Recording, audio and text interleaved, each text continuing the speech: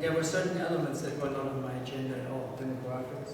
I think it's fair to say with political economists, this is something that only emerged more recently. So the zero-sum nature of many of these conflicts that I emphasized today, I think wasn't as clear in those days. And then let me reformulate your second question. I think at the end came really the zinger. Isn't the inbounding of the 1990s the cause for many of the problems the parties have known? This is, I think, the charge. The problem is always whether you compare it to the status quo at the time or some counterfactual. And I think that's also the problem of political leadership. Political leaders have to persuade people that the present is not here to stay. The present is also a choice, and it's the counterfactual. And I think in terms of the alternatives futures that parties could have promoted, they probably would have not been better off or worse off. And there are probably too many also exogenous constraints to make any alternative to the Blairite strategy viable. Then I also would say one should not underestimate the achievements of the inbound strategy. I mean, if you look at the policy record of Tony Blair from a social democratic perspective, it's pretty good. So I think there's often also poo-pooing on what the inbound strategy can still deliver. Having said that, I think it's still clear that there is a strategic dilemma, and how much do you give up? These are the debates, that's why I'm not a politician. These are the debates that the politicians have to conduct. And that's why I didn't go into politics, because I cannot make these choices at the margin myself. What is too painful and what is not? Then your final question, can we bring issues on what is the relationship between issues and dimensions?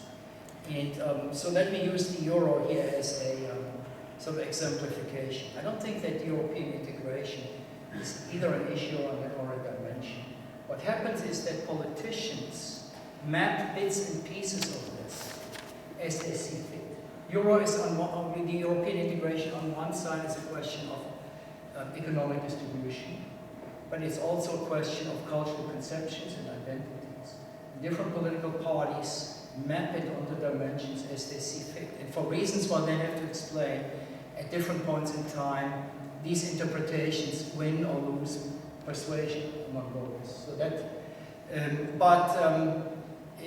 I think, while you cannot probably not capture everything with a parsimonious formulation of dimensions, cognitive processing already forces the imperative on competing political parties to reduce the space of complexity. And if it can be a unidimensional space, it better be a 2- or 3-dimensional space. If you look at legislative voting, it can be more complex, but then we're dealing essentially with professionals who make choices. So that's just in a short answer. Thank you. We have a microphone going around, and we ready to briefly state who you are before you ask the question. And first,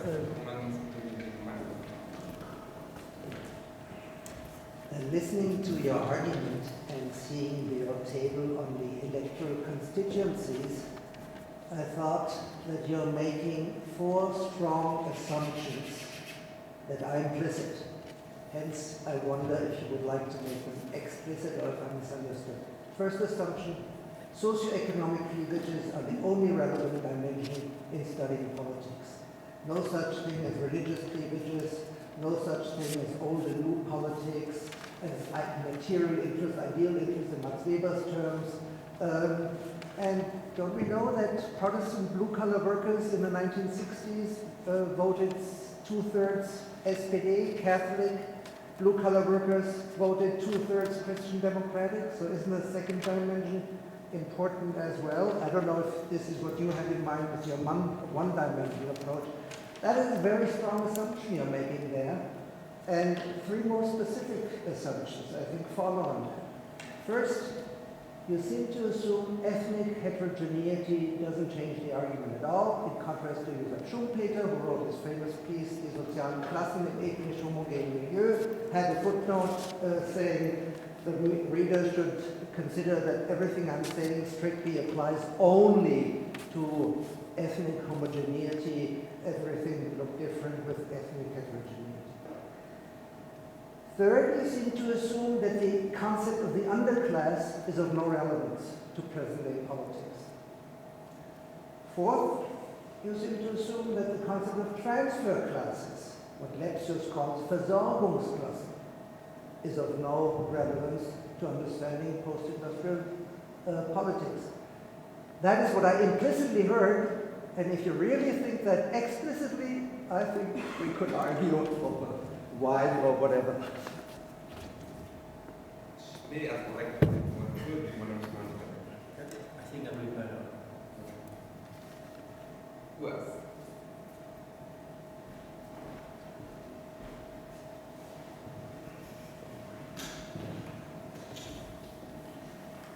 Is it on? Yeah.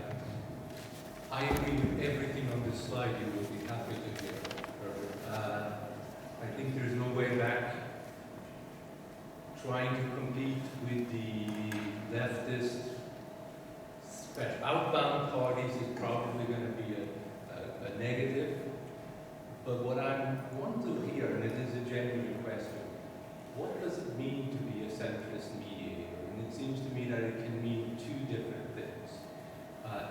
This strikes me as the dilemma or the choice that social democrats have been struggling with.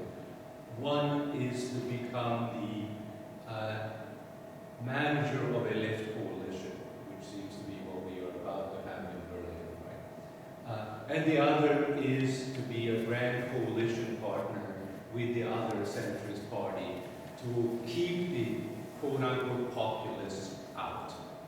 And when I think about your talk, I want to know, how does it help social democrats make that choice between becoming the leaders of a pluralist left, which clearly has to include parties to their left, make the choice between being the centrist wing of a left coalition versus being the leftist wing of a centrist coalition?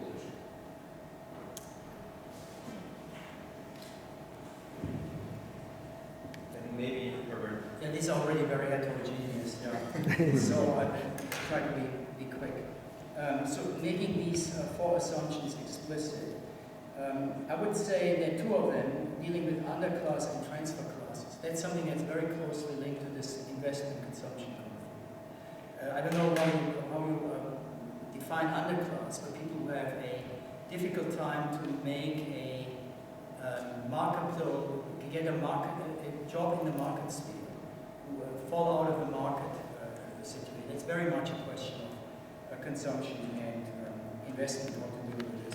And the same, of course, concerns the Versorgungsklasse. If I translate this for a moment, as mostly these are retirees and non-active people. Clearly, this is the question of consumption and production. This is orthogonal, increasingly orthogonal, and causing a problem for social democracy to questions of distribution and those who are in the market.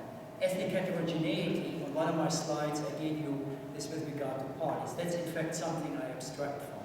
That further complicates matters, and I therefore bracketed it. In the religious divide, I would submit that this is a separate divide. I know that sociologically speaking, if you look at voting behavior, it still makes a difference. But it's something that I would mop up with the second dimension politics, would be possible, but maybe not exception in the United States. It matters more than anywhere else. So that would be my short answer. There's some simplification here, but I think some of the elements you mentioned at least are implied here. With regard to Jonas Pontussen's question, what does it mean to pursue a centrist policy?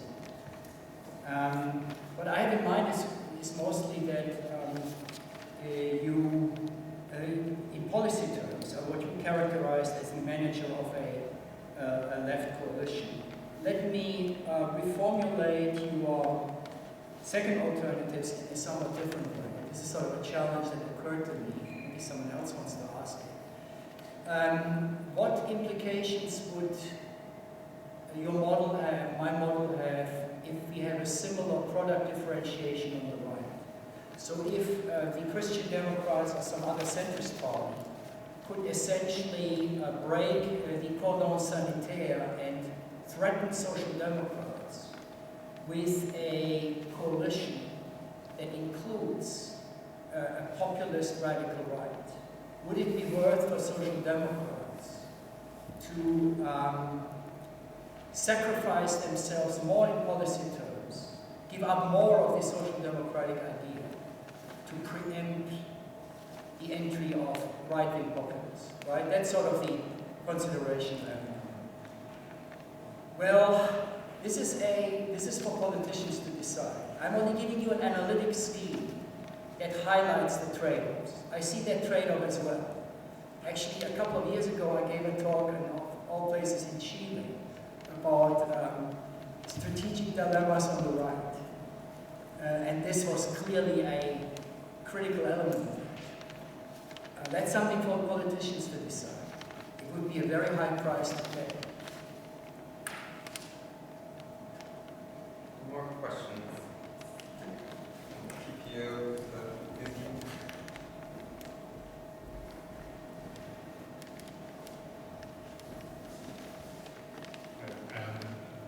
McCartney Humphreys. I wanted to ask about Trump. Who's on everyone's mind these days. The argument you gave was, if I understood it right, was that majoritarianism is pushing towards polarization, whereas the classic relative to more PR systems, as I understood you saying, that majoritarianism is openness based on polarization. And most of the classic models suggest the opposite. That it's caught, it's more caught in the majoritarian system than Trump. In Canada, people often think that Trump is kind of an exception to the rule rather than being a natural application of majoritarian systems. So I just wanted to know what's the logic you have, to give rise to that approach. Okay. Should I respond to this, or maybe there's any other question about the American situation? Okay. How prevalent the empirical reality of the median voter theory is in a majoritarian system is of course a question to be made. I think we have quite a few examples where we see a divergence from this. So my hypothesis would be is when the existing political parties cannot map relevant preference sectors in the population on the existing configuration of parties, then you will see the entrance of activists that try to bring about a change of these parties in the outbound strategy. You could say, you can go with Miller and Schofield's argument about the entry of activists with whom the leaders have to bargain as a way to produce a majority outcome, and that requires them to veer off the median vote. So I think there are a number of instances where this has taken place. And so that would be, in my view, the logic that prevails. And I think that's why in the United States you have, although there's hotly debated what it exactly means, you have debates about realignment. You could very much see that at this moment it's hard to conceive of how this realignment would let the two major parties end up having a profile of appeals. You very much may see a realignment at some point that again makes possible a median voter strategy. But for now, you have sort of a cumulative build-up through political economic interest configurations that creates an incongruence with the existing party system, and that makes attractive these outbound strategies. I don't want to take anyone else's chance to ask questions, but just a brief question. I'm wondering about the difference between sort of preferences and this social democratic idea in your argument, right? So I think on the one hand, what I hear you say is that the left party proposes moves to the center, right? But at the same time, somehow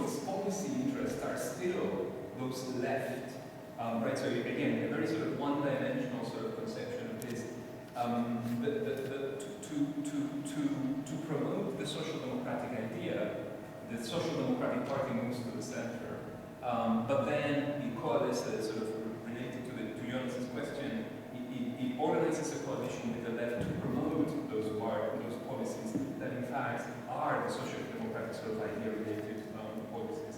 But the policies are the position in some way, right? So when the party is moving to the center, you seem to be separating what the party wants and what it will promote. And if there is sincerity in this movement to the center, I just don't understand why it is then that you think it's likely that the outcome is going to be a coalition of the left that promotes the social democratic idea, rather than a coalition of a number of other things that reflect the fact that the main left party has moved to the center. Well, of course, it's only the underlying idea is that you have a two-stage process. You have sort of an announcement of positions, you have an electoral competition, and then you have a second round in which you have to bargain a coalition government. So the center of gravity of that coalition will be on the side of the Social Democratic idea. The Social Democratic Party has abandoned the Social Democratic idea to move to the center. Or what does it mean, right? Either you're proposing that there is some sort of, well, we will propose this, but really what we want is that, or we want that, and then therefore that is what our social democratic idea is now. We've moved away from that center, that left coalition sort of space that you're proposing to be sort of the outcome. Well, social democracy will implement the social democratic idea only if it goes into the center-left coalitions. If it promotes a coalition, this is a choice social democracy can make. There's no question about it. I'm not saying that this will necessarily come about, and there are historical examples of this, where social democrats, in fact, do abandon this. But not every government with a centrist party also means that would be another amendment here. If you get to look at the situation in some European countries, compare it even with centrist governments who may salvage elements of the social democratic idea. But this is not, there's no necessity in the fact that a centrist movement will deliver the preservation of the social democratic idea. But if you go to the left, if you pursue an outbound strategy, it's virtually certain that you cannot pursue. More questions? Can I just clarification, would forming a government with the Link be an outbound strategy? No. That depends on the bargaining that emerges from the coalition agreement. Yeah, I want to ask.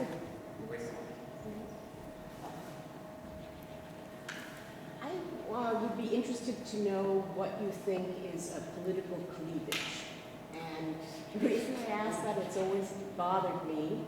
And just as one example, for example, Leiphart, in his same book, describes cleavage as a socio-structural category, but then he also says it's issue dimensions. And so I'm just interested in your opinion.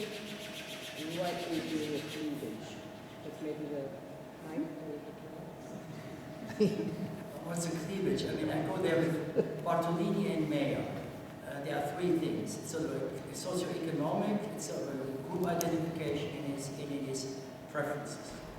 And the cleavage is stronger when those three things interact and reinforce each other.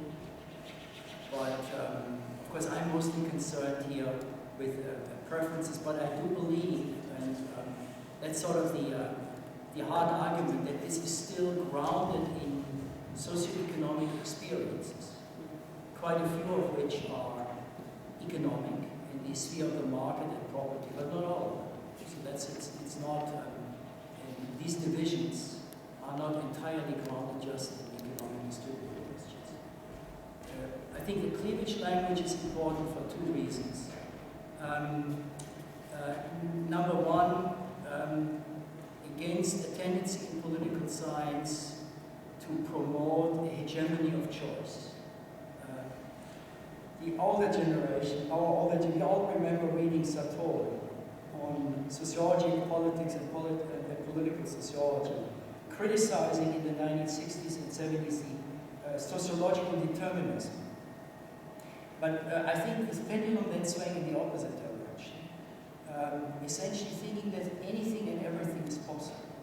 If you think of Jaworski and Sprague's paper stones, classes are like clay that in the hand of politicians can be shaped. There is something exogenous to political choice. So this is one element. The second element, I think, why the cleavage language is still important is that also makes politics and preferences sticky. It's not something that can be changed with a snap of the finger. It's not something that just a discursive strategy of persuasion can change. So I think that's where I think still the critical edge of this comes in. This, of course, has been challenged. Bartolini now will tell you there is no such thing. All public preferences are endogenous. But then you have to explain why it is still the case that a lot of social endowments and experiences do map on political preferences.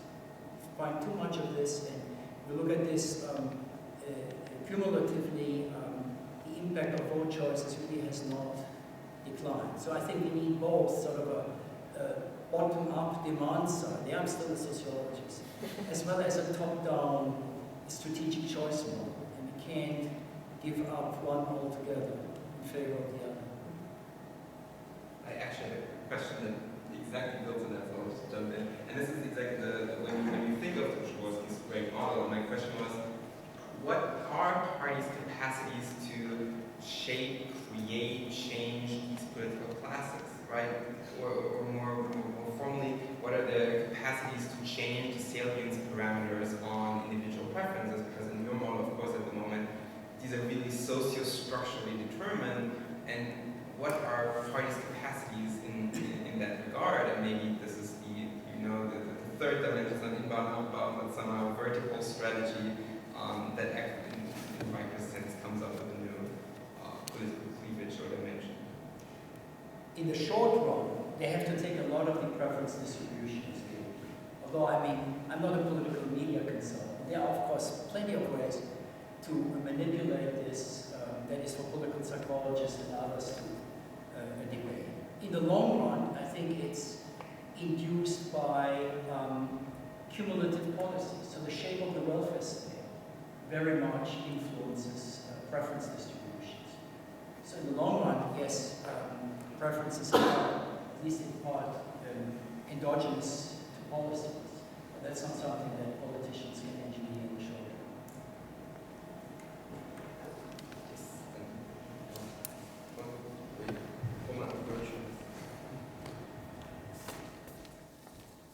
Collective questions and then close. Marcus Lager, University of Vienna. I was wondering whether you think that whether all social democratic parties can still pursue outbound strategies. So if you look at the leaders that are so middle class and the policy record that, say, in Germany is sort of more very strongly centre-right, whether it's just too late for these parties to still have that choice. So Tarek asked about whether they can form classes, but can they actually choose these policy strategies still, or are some social democratic parties so stuck now with the inbound strategy that it's actually not anymore a strategic choice, they can't credibly switch anymore?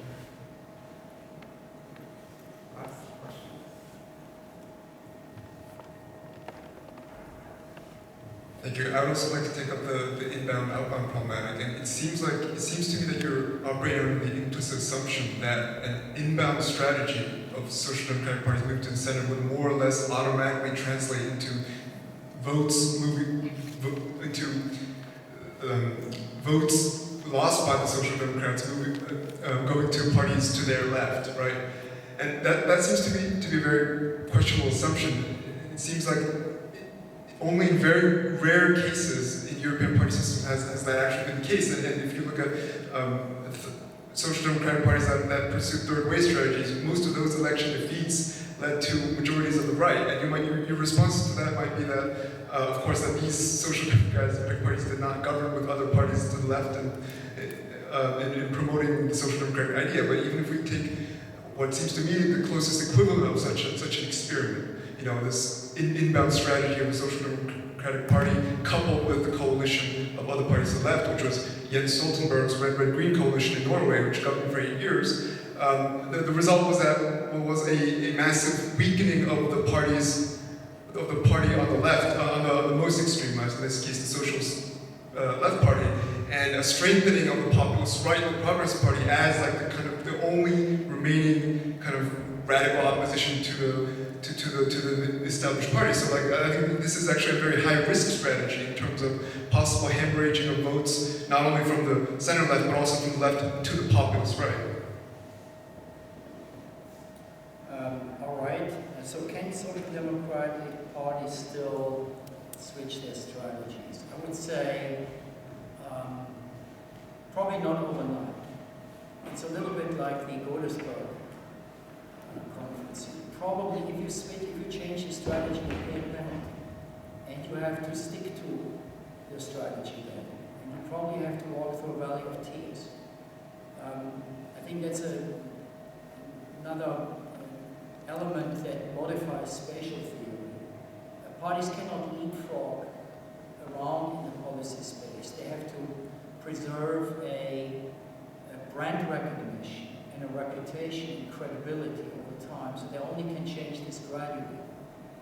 This, I think, exacerbates the social democratic dilemma, because strategies may only pay off if parties stick to them, even in the face of adversity, and that means losing elections. And that's very difficult to do, and to sustain leaders even if they lose elections. I don't know about the details of the Norwegian case, but that would be also sort of the spirit of my answer to you. Strategies have to be chosen in the longer run, not in the short run. You have to accumulate a credibility for a strategy. And there may be adversities that parties face in the process. So that's, it's not a sure thing and not a guarantee to win elections to pursue a strategy. There are always exogenous details, I indicated this, that leads to win or losses that have nothing to do with a single logic I presented here. That's also why my model here, what I presented, would be just no good to be a campaign consultant. It's not something that enables you to win elections. I think we as political scientists, we should refrain from trying to make coin predictions. We are not of any use for that. On that note,